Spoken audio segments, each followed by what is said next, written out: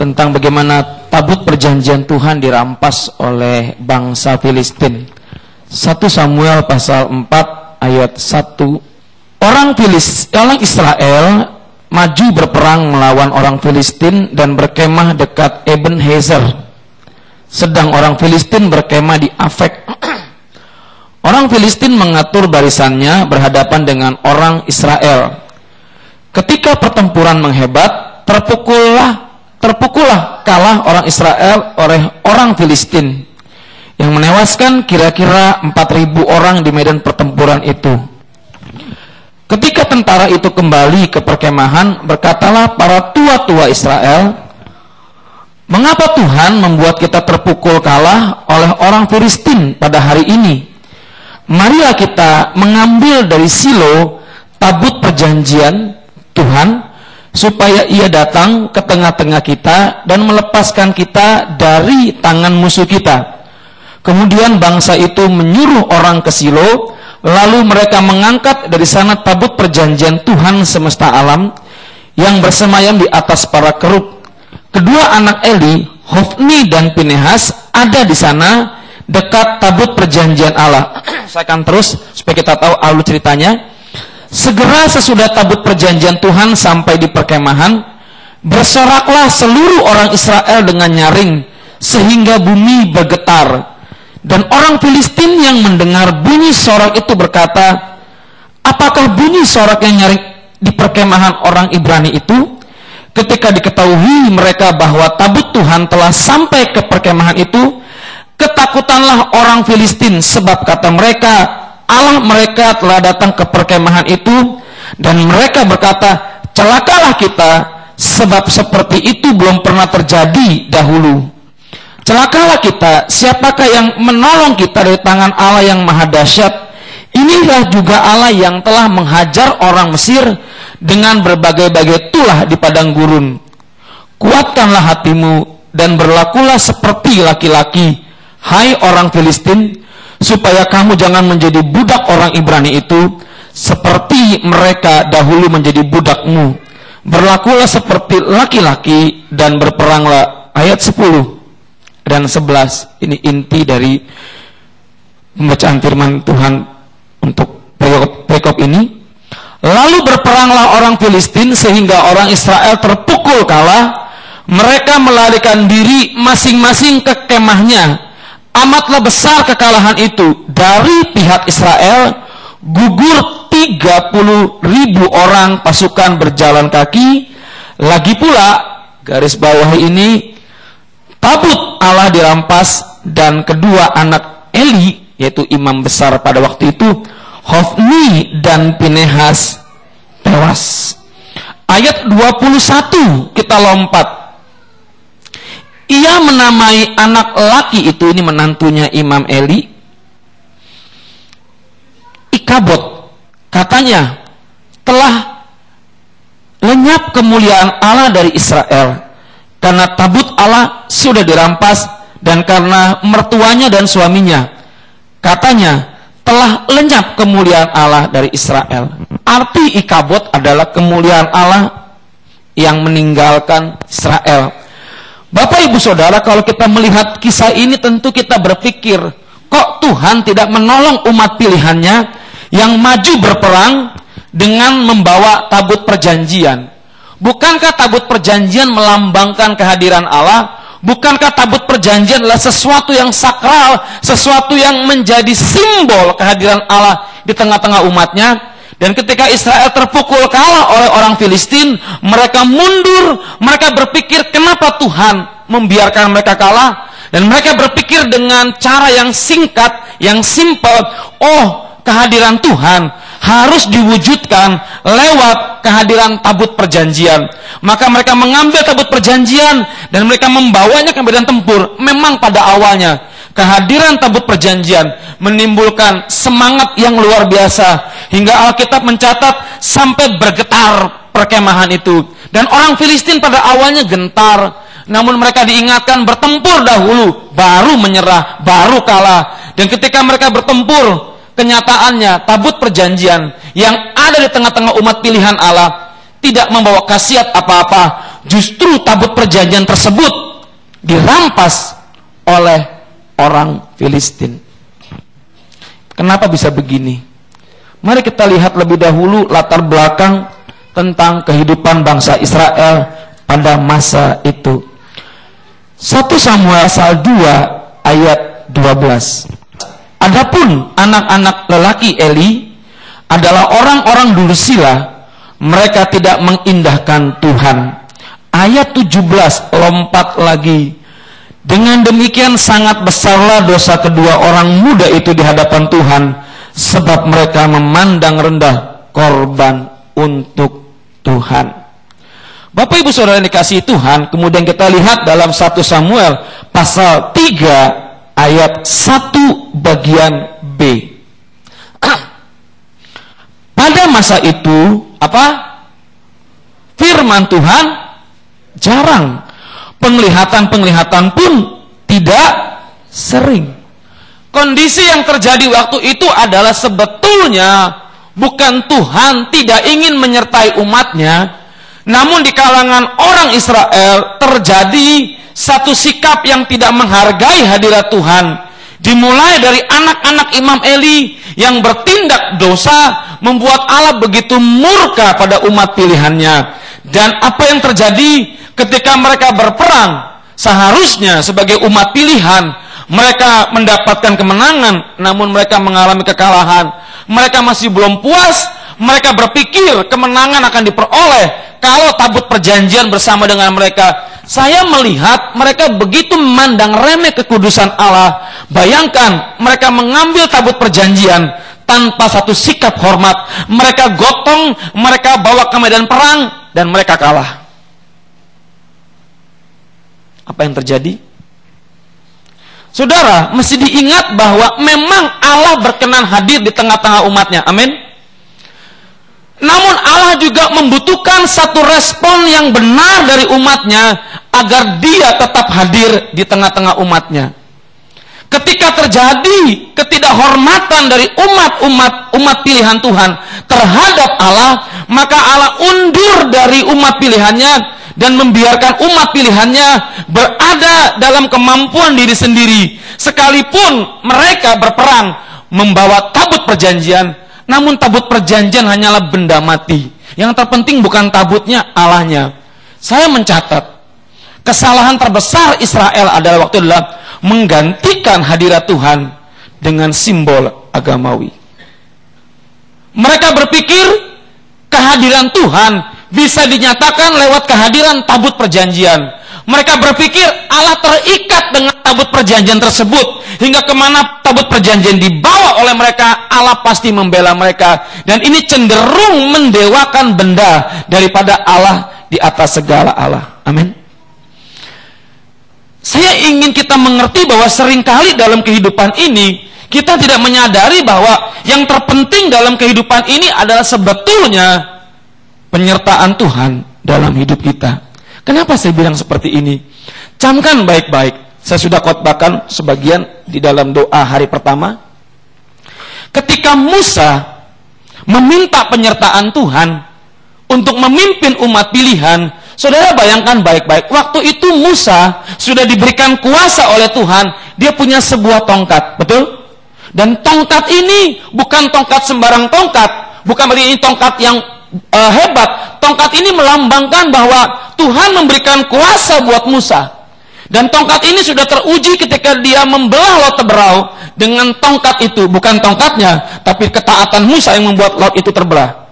Artinya apa? Musa punya otoritas, Musa punya wibawa, Musa punya kuasa. Namun sebagai orang yang mengenal Tuhan, yang berhadapan muka dengan muka, Musa tahu bukan tongkat yang dia perlukan. Amin. Musa tahu dalam tugas yang demikian berat memimpin umat pilihan, Musa nggak butuh sebuah tongkat legitimasi kehadiran Allah. Yang Musa butuhkan adalah kehadiran Tuhan di tengah-tengah mereka. Amin. Saudara lihat, ketika Yesus naik ke sorga, dia nggak menjanjikan apa-apa, dia menjanjikan dia akan menyertai kita senantiasa sampai akhir zaman. Dan ketika dia turun ke dunia, salah satu nama yang disebutkan oleh malaikat adalah Immanuel, Allah beserta kita. Kenapa? Kita harus mengerti bahwa yang terpenting bukan soal berkat Allah, bukan soal janji Allah, tapi soal penyertaan Allah dalam hidup kita. Dua contoh tokoh Alkitab yang luar biasa. Yang pertama, Saul. Saul adalah tokoh yang dipilih oleh Tuhan, diurapi oleh Tuhan berdasarkan permintaan dari umat pilihannya. Betul? Ketika diurapi, tidak ada alasan Allah tidak menyertai dia. Betul? Dan Saul pada awalnya hanya 6 pasal Saul disebutkan dalam 1 Samuel. Begitu powerfulnya. Namun ketika Saul mulai berdosa, Saul mulai sombong, Alkitab mencatat roh Tuhan undur dari dia. Ketika roh Tuhan undur dari dia, kita lihat ayatnya supaya kita tahu. 1 Samuel pasal 16 ayat 14. Tetapi roh Tuhan telah mundur daripada Saul, dan sekarang ia diganggu oleh roh jahat daripada Tuhan. Yang daripada Tuhan itu bukan Tuhannya, tapi dalam teks lain disebutkan yang diizinkan Tuhan ada dalam diri Saul. Ketika seseorang tidak lagi disertai Tuhan, ketika penyertaan Allah undur dari dia, maka tidak ada pilihan lain. Yang masuk siapa? Roh jahat. Itulah sebabnya ketika seseorang Kristen yang tidak lagi punya persekutuan dengan Tuhan, tidak lagi punya satu hubungan dengan Tuhan, dan bergelimang dalam hidup dosa, saya jamin bukan roh Tuhan menyertai dia, tapi roh hantu yang menguasai dia. Roh hantu bukan bicara soal kesurupan, soal seperti leak, seperti kuntil anak, tapi kelakuanmu bertentangan dengan kehendak Tuhan. Itu. Karena setiap kehendak setan selalu bertentangan dengan kehendak Tuhan. Dan kita mesti mengerti, orang yang dikuasai oleh setan tidak harus kesurupan. Kalau kesurupan gampang nengkingnya. Tapi ketika kehendak kuasa gelap, kehendak kedagingan, itu menjadi makanan sehari-hari, engkau sebetulnya sedang ada dalam kuasa roh kuasa gelap. Roh Tuhan undur dari Saul, dia kehilangan legitimasi kuasa dari Allah, dan roh Tuhan turun atas Daud, sekalipun Daud seorang gembala, namun penyertaan Allah membimbing Daud masuk dalam sebuah rencana yang luar biasa untuk menjadi raja. Mazmur pasal 51, ketika Daud ditegur oleh Nabi Nathan karena dia berdosa menjinai Batseba, membunuh suami Batseba, Daud cuma minta satu. Ini kalau orang kenal sama Tuhan, orang dekat sama Tuhan, dia nggak minta apa-apa, dia cuma minta jangan ambil rohmu dariku. Karena Daud tahu segalanya boleh binasa, tapi kehadiran Tuhan yang paling penting. Kita mesti mengerti bahwa ketika Yesus naik ke sorga, dia bilang kepada para muridnya, jangan tinggalkan Yerusalem sampai turun kuasa dari tempat yang maha tinggi. Yesus mengerti yang terpenting bukan kuasa mujizat, tapi kehadiran Allah dalam kehidupan setiap orang percaya. Karena mau tidak mau, engkau tidak akan sanggup menghadapi tekanan kuasa gelap, menghadapi tekanan dunia, menghadapi konfrontasi dengan kuasa gelap tanpa kehadiran roh Allah. Dan salah satu kebodohan terbesar manusia adalah dia anggap bisa tanpa kehadiran Tuhan. Ingat, kekalahan Israel bukan karena mereka tidak percaya Tuhan, mereka percaya Tuhan, namun mereka menggantikan kehadiran Tuhan dalam kemuliaannya dengan tabut Allah. Akibatnya apa?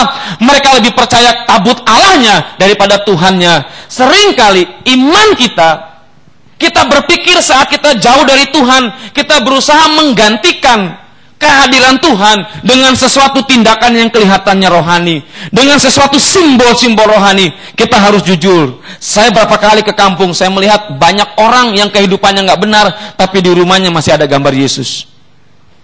Fungsinya apa? Supaya orang lihat engkau orang Kristen, enggak salah. Tapi juga bisa jadi memalukan ketika orang tahu engkau orang Kristen, kelakuanmu tidak sesuai dengan gambar sang penebus. Itu bukankah memalukan? Amin. Bukankah hari ini orang begitu suka ditato salib, pakai kalung salib yang besar, dan orang berpikir bahwa inilah simbol kehadiran Allah. Hei, camkan baik-baik. Terlalu dangkal engkau mengukur kehadiran Allah hanya dengan sebuah simbol benda mati yang dibuat oleh manusia. Kehadiran Allah dinyatakan ketika engkau membuka pintu hatimu, membuang semua dosa-dosamu, mengizinkan Allah hadir dan membiarkan engkau dipimpin oleh rohnya. Dan ketika engkau dipimpin oleh rohnya, mau tidak mau terjadi pertukaran. Pertukaran apa? Tuhan nggak mungkin mengisi hidupmu kalau dalam hatimu, pikiranmu, jiwamu masih diisi oleh yang lain. Sebab itu, pertobatan bicara pengalihan fokus, pengalihan arah hidup. Ketika pikiranmu terfokuskan pada Tuhan, engkau akan menyingkirkan sesuatu yang lain dan menggantinya dengan Tuhan. Kalau engkau mau penyertaanku tetap dalam hidupmu, aku minta kita ganti yuk. Apa? Aku turunkan kemuliaanku, engkau buang semua sampah dalam hatimu. Ada pertukaran.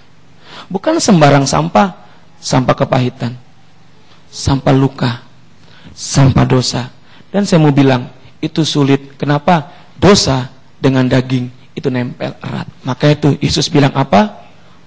Akan ada pemangkasan pohon anggur. Pemangkasan itu sakit loh, dipotong. Bukan ketika mati, tapi ketika hidup. Ketika engkau ingin hadirat Allah tetap dalam hidupmu, belajarlah buang segala sesuatu yang Allah gak suka dalam hidupmu. Roh Kudus itu lembut. Saya gak akan berkhotbah tentang Roh Kudus terlalu panjang. Kenapa Roh Kudus itu lembut? Dia pribadi yang mendeteksi setiap detak jantung, pikiran, perasaan kita. Sangat peka. Dosa yang ada dalam diri kita, sekecil apapun tindakan kita yang orang gak tahu, baru niatnya aja Roh Kudus bisa deteksi. Dan salah satu fungsi Roh Kudus adalah mengingatkan orang akan dosa.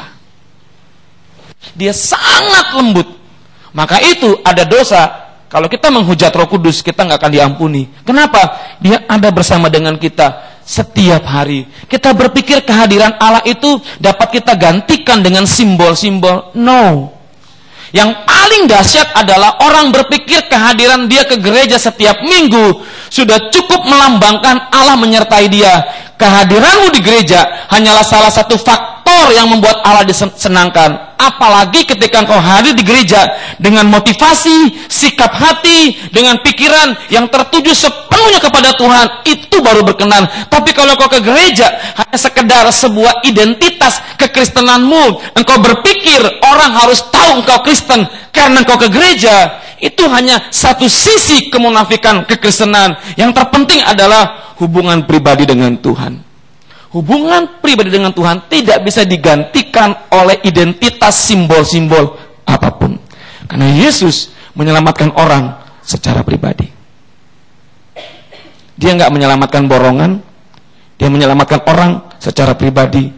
Akibatnya apa? Apakah dengan menjadi orang Kristen sudah pasti selamat? No. Kekristenan kadang-kadang bisa menjadi hambatan buat kita mengenal Allah. Berapa banyak orang Kristen yang berpikir sudah cukup saya ke gereja, sudah cukup saya melayani. Akibatnya apa? Dia berpikir semua itu sudah cukup menyenangkan Tuhan. Tuhan itu sebetulnya yang paling dia rindukan adalah seperti ketika dia datang ke rumah Maria, Marta sibuk di dapur, Maria tahu bagian yang terbaik, duduk di kaki Tuhan. Ada sebuah relasi yang akrab dan dekat. Itu yang terpenting. Masalahnya setan suka buat kita sibuk seperti kutu loncat dan kita berpikir kita sudah berjasa dengan Tuhan. Saya sangat suka dengan ucapan gini, Yesus bisa buat batu-batu itu menyanyi, memuji, hanya karena umatnya sombong.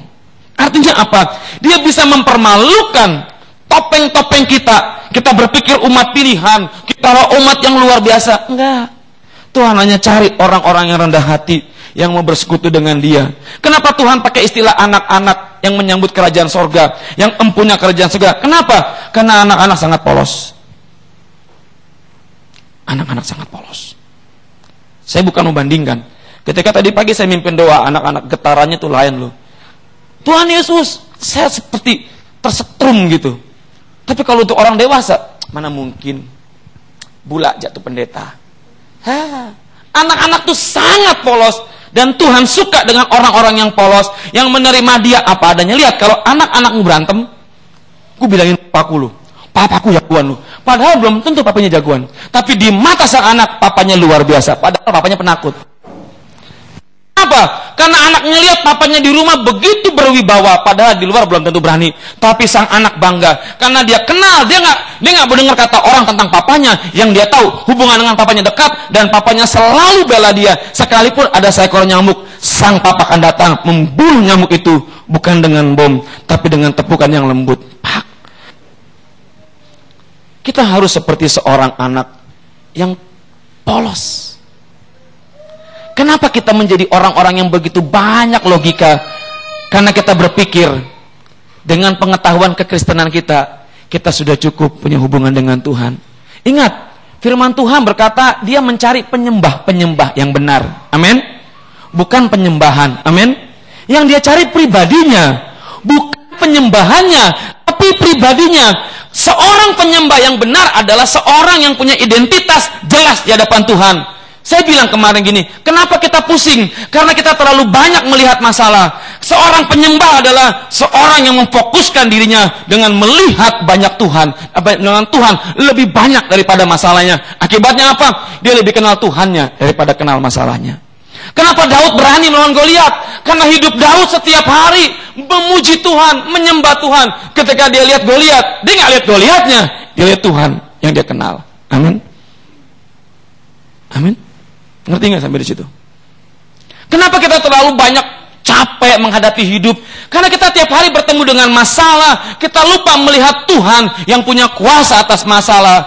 Kalimat kalau imanmu sebesar biji sesawi bisa memindahkan gunung, itu pelecehan yang paling menyakitkan dari Tuhan terhadap masalah. Kenapa? Gunung itu kata orang Norwegia tuh bosa. Apa orang Cina bilang? Antai. Besar. Biji sesawi itu kata orang Inggris tuh kocek, kecil. Kau coba pikir baik-baik. Sesuatu yang besar, gunung itu nggak bisa dipindahkan. Sampai hari ini nggak ada ahli bisa memindahkan gunung kecuali menggaruk gunung itu di Tembagapura. Saudara, Tuhan bilang gini, hanya dengan benda sekecil itu bisa memindahkan gunung. Artinya apa? Bukan soal besar kecilnya itu.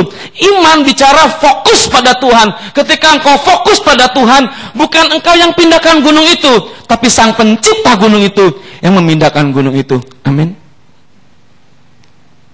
Kita terlalu banyak fokus pada masalah. Kita terlalu banyak lihat pergumulan. Dan seringkali, dua hal yang paling saya takutkan dalam pelayanan adalah ketika saya tidak disertai Tuhan. Kenapa? Saya bisa menggantikan penyertaan Tuhan dengan ilmu teologi saya. Betul nggak? Saya bisa bikin khotbah yang begitu sistematis, teologis, hermeneutik, dan penuh kata-kata manis. Saya bisa menggantikan penyertaan Tuhan dengan acting, karena saya banyak belajar, saya punya pengalaman. Saya bisa menggantikan penyertaan Tuhan dengan nada suara yang dibuhat-buhat. Mari bersama-sama. Oh, Roh Kudus mengalir. Saya bisa menggantikan semua itu, dan orang akan berpikir saya diurapi Tuhan, padahal saya acting. Saya bisa menjatuhkan orang dengan teknik sendiri. Teman saya udah ngajarin, lu mau bikin orang jatuh, orang gampang caranya, gua ajarin, tapi jangan. Maka tuh saya paling nggak mau ketika ada tantangan kau dijaga di belakang, nggak usah. Kalau tumbang yang asli dari Tuhan, jatuhmu nikmat, tanpa takut atau lihat-lihat kiri kanan. Pelayanan penuh dengan manipulasi, karena kenapa? Orang ingin mempertahankan sebuah reputasi, bahkan gelar pun harus pakai cara tipu-tipu, bahkan khotbah pun harus pakai teknik, bahkan pengurapan pun dibuat-buat. Ini kebodohan yang gereja buat. Kenapa? Menggantikan kehadiran Tuhan dengan tanda-tanda yang kelihatannya rohani bin rohana bin rominten. Hati-hati, saya takut. Saya sudah bilang gini, dengan reputasi yang saya miliki, kalau diundang khotbah orang berharap gini, oh kalau Pak Roni khotbah pasti lawatan Tuhan terjadi. Masalahnya kan tidak setiap saat saya dalam kondisi fit rohaniku, betul nggak? Ketika saya KKR nggak ada yang maju, saya bilang, oh Tuhan bicara hari ini, nggak usah maju, duduk aja. Kenapa? Karena Tuhan sedang melawat tempat lain. Dan gobloknya banyak orang percaya. Kenapa? Karena dengan reputasi seperti ini orang punya pengharapan ini pendeta pasti benar. Saya juga harus belajar menguji diri banyak di kaki Tuhan supaya apa yang saya katakan tidak menjadi kata-kata manipulatif buat jemaat, dan jemaat melihat saya bukan lihat Tuhan. Itu bahaya. Makanya itu di gereja ini aku muridkan banyak orang supaya jangan bergantung pada saya. Saya sudah katakan seorang aktor dengan seorang pendeta membacakan Mazmur 23. Sang aktor membacakan dengan luar biasa ekspresifnya, Tuhan adalah gembalaku. dengan nada intonasi yang penuh dengan ekspresi yang manis dan orang terpukau. Tapi ketika seorang gembala sidang tua membacakan Tuhan adalah gembalaku, selesai dia turun mimbar, tidak ada tepuk tangan, yang ada orang menangis. Kenapa? Sang aktor naik mimbar, dia bilang gini, saya membaca Mazmur 21, 23 karena saya mengenal Mazmur itu. Tapi pendeta itu membaca Mazmur 23, dia bukan hanya mengenal Mazmur 23, dia mengenal sang gembala yang disebutkan dalam Mazmur tersebut. Beda. Janganlah kerajinanmu kendur, biarlah rohmu menyala-nyala. Pikirkan yang terpenting dalam hidupmu, bukan jadi Kristen oleh-oleh. Ingat nggak? Ini banyak orang Kristen hari ini begini nih. Gus, Denny boleh maju. Banyak orang Kristen seperti ini nih. Ketika berjumpa dengan Tuhan, dia tanya gini, Tuhan bawa apa? Ngerti nggak? Tuhan bawa apa? Ngerti nggak? Motivasi dia ketemu Tuhan, pengen oleh-olehnya. Karena Bapak dari sorga turun bawa berkat sorga. Tuhan bawa apa? Tuhan bilangin, aku bawa salib. Tuhan pulang aja lagi. Silakan duduk. Sering seperti itu, betul nggak? Perjumpaan kita dengan Tuhan selalu dilandasi oleh keinginan mendapatkan sesuatu dari Tuhan. Salah nggak? Enggak juga. Tapi itu Kristen oleh-oleh, dan itu seperti anak-anak yang mengharapkan perjumpaan dengan Bapak. Bapak bawa ini, bawa itu ya. Kristen seperti itu. Ketika Tuhan izinkan terjadi goncangan, engkau akan gampang lemah. Lihat kiri kananmu, itu bukan saya. Setidaknya sampai hari ini. Yang pertama, jangan gantikan kehadiran Tuhan dengan simbol-simbol agama. Kalau engkau pakai salib di dalam kalungmu, engkau pakai tato salib, seenggak-enggaknya itu identitasmu harus kau jaga sesuai dengan apa yang kau pakai. Kalau rumahmu ada salib segede gajah, segede gaban, segede gitu, seenggak-enggaknya ketika orang tahu, oh Kristen ya, jangan sampai identitasmu bertentangan dengan kelakuan hidupmu. Amin. Engkau justru nggak mempermuliakan Tuhan, justru membuat malu Tuhan. Kalau gitu gimana? Nggak usah pasang salib. Ya pasang sih nggak apa-apa, tapi seimbangkan kelakuanmu dengan identitas yang kau taruh. Amin. Jangan ganti kehadiran Tuhan dengan pasang salib di setiap rumah. Setiap pintu WC pun ada salib, supaya dalam WC pun orang ketemu Tuhan.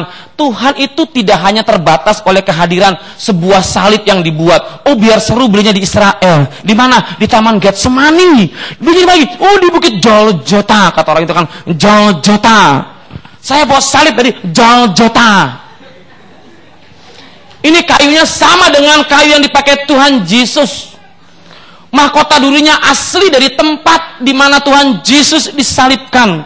Dan kita berpikir ini memiliki nilai lebih. Hati-hati. Saya sengaja tidak mau pakai minyak dari Israel kepada setiap pengurapan, karena saya pikir itu biasa aja kok. Kalau kalian ke Israel tuh di setiap toko-toko ada minyak urapan. Harganya ada $3, $5, $2, $1, ada yang $20. Bedanya apa? Wanginya aja. Kuasanya minyak baby oil pun bisa dipakai Tuhan. Kepepet minyak goreng yang masih baru pun bisa, sedangkan oli bekas. Tapi kalau kepepet sekali nggak ada lagi ya bisa, dengan catatan didoakan dahulu. Tapi jangan ada pilihan lain kok kasih om oli bekas om. Ini kurang ajar namanya. Ada pilihan lain, beli baby oil yang baru atau minyak parfum yang baru. Jangan sampai kita meremehkan Tuhan. Kalau kita mampu, yang terbaik. Kalau nggak ada, ya kayak perjamuan kudus. Boleh nggak pakai kebeng? Boleh. Kita kadang-kadang anggurnya berkuasa nggak? Anggurnya tuh anggur yang sama, nggak usah pusing. Kita pulang bawa anggurnya, ini anggur Tuhan. Ditaruh di dalam meja, dikasih hiyo, Tuhan ini tubuh dan darahmu. Itu goblok namanya. Rotinya khusus roti dari Tuhan, dia simpan sampai bertahun-tahun. Ini tubuh Kristus. Lihat, malam dia berubah jadi daging. Kalau malam berubah jadi daging, ada belatungnya pasti. Terlalu kita gantikan. Yang terpenting bukan simbol itu. Oh, ini salibnya emas atau bukan? Kalau emas Tuhan gak berkenan. Ngaco loh. Kesel gua. Kadang-kadang kita terlalu mistik. Yang terpenting kau punya hubungan dengan Tuhan. Itu lebih daripada simbol-simbol yang ada. Amin. Maaf kata, yang suka nulis di Facebook terlalu rohani, hati-hati. Supaya orang gak lihat hidupmu dengan kata-kata di Facebookmu seimbang atau enggak. Di Facebook udah sampai ke sorga. Orang lihat perapatan neraka, kan malu.